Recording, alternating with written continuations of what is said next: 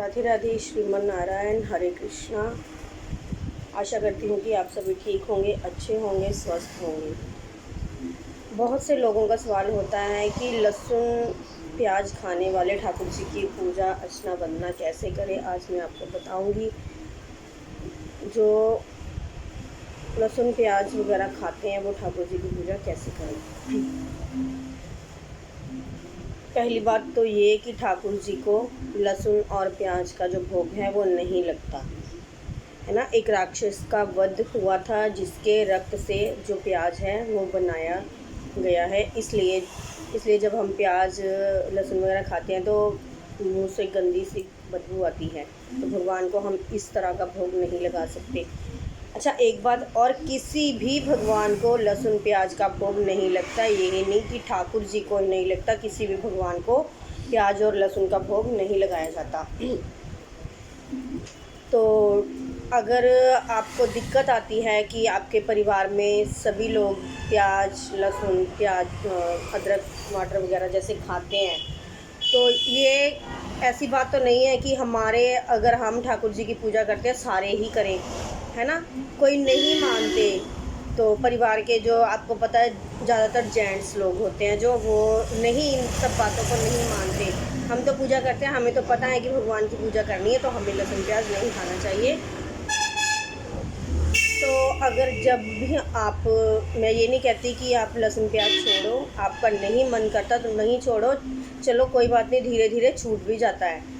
अब जब हम भगवान के मतलब कि रोज़ पूजा पाठ करने लग जाते हैं भगवान के, मतलब कि होता है कि भगवान हमारे पास हैं, हमें भगवान की पूजा करनी है, मन में भाव जब बनने शुरू हो जाते हैं तो अपने आप ही जो लहसुन प्याज वगैरह है वो छूट जाता है। तो जब तक नहीं छूटता, तो जब भी आप कोई दाल सब्ज़ी वगैरह कुछ भी बनाते हो तो ठाकुर जी के लिए पहले निकाल के रखो।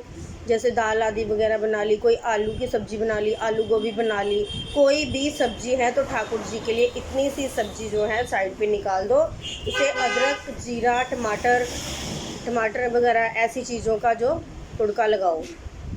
तो बाकी जो जैसे आपके घर में खाते हैं कि प्याज लहसुन वगैरह जैसे भी आप मर्जी तड़का लगा सकते हो। ठाकुर जी का जो भोग प्रसाद बनाते हो उसे अलग से तड़का लगाओ। तो अपना प्याज वगैरह लहसुन वगैरह जो मर्जी डालकर आप बनाओ। तो जो ठाकुर जी का बार बार पूछते हैं कि ठाकुर जी का जो भोग लगाते हैं तो उनका जो प्रसाद है वो कितनी देर तक मंदिर में रखें।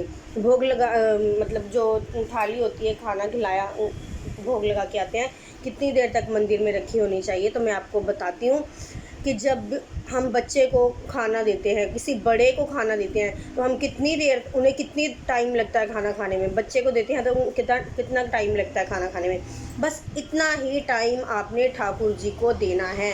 5-10 मिनट के बाद मंदिर में जाओ, उन्हें जो आपने भोग लगवाया था प्रसाद सब में बांट दो। अगर कोई नहीं खाता तो कोई बात नहीं, आप खुद खा लो। तो जो उनकी सब्ज़ी वगैरह होती है, तड़का लगाया, जिस सब्ज़ी को तड़का लगाया होता है, कई लोग होते हैं उसी में ही उस भोग लगाए हुए प्रसाद को मिक्स कर देते हैं। ऐसा मत किया करो, पाप लगता है।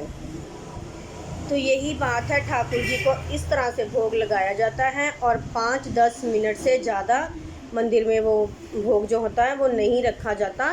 क्योंकि गर्मियों का टाइम आ गया है, चींटियाँ चढ़ जाती हैं, कई खाना ख़राब हो जाता है ना। तो ऐसा किया ज़्यादातर, मतलब कि कोई भी भोग लगाते हो आप ठाकुर जी को, ज़्यादा देर तक मंदिर में मत रखा करो उसे। तो जितने टाइम तक आपको पता है ना कि आप कितने टाइम तक खाना खाते हो, कितने टाइम तक बच्चे खाना खाते हैं, उसे भी बच्चे का ही बाल स्वरूप हैं ठाकुर जी। तो बच्चे की तरह उन्हें भोग लगाया करो, टाइम टाइम पर उठाया करो, खाना खिलाया करो। हाँ, गर्मियाँ आ रही हैं, उन्हें पानी वगैरह ज़रूर पिलाया करो। 1-2 बार मंदिर में जाया करो, पानी पिलाओ, लस्सी पिलाओ, दही खिलाओ, मक्खन मलाई जैसा भी आपका दिल करता है वो ठाकुर जी को खिलाओ, मगर लहसुन प्याज उन्हें मत खिलाना। तो जैसे मैं रोज़ बताती हूँ कि मंदिर में पूजा पाठ वगैरह किया करो, माला जपा करो, सिमरन करो, कीर्तन करो, अपने भाव बनाओ ठाकुर जी के प्रति कि कन्हैया, मुझे आपसे मतलब कि ऐसे लगाव हो चुका है, मैं ऐसे पूजा वंदना अर्चना करना चाहती हूँ आपकी, जैसा भी आप मतलब भाव बना सकते हो ठाकुर जी के लिए बनाओ। तो आज की मेरी वीडियो यही थी। तो राधे राधे, जय श्री कृष्णा, श्रीमन नारायण। वीडियो पसंद आई हो लाइक कमेंट शेयर ज़रूर किया कीजिए और मेरे चैनल को सब्सक्राइब करना मत भूलिए।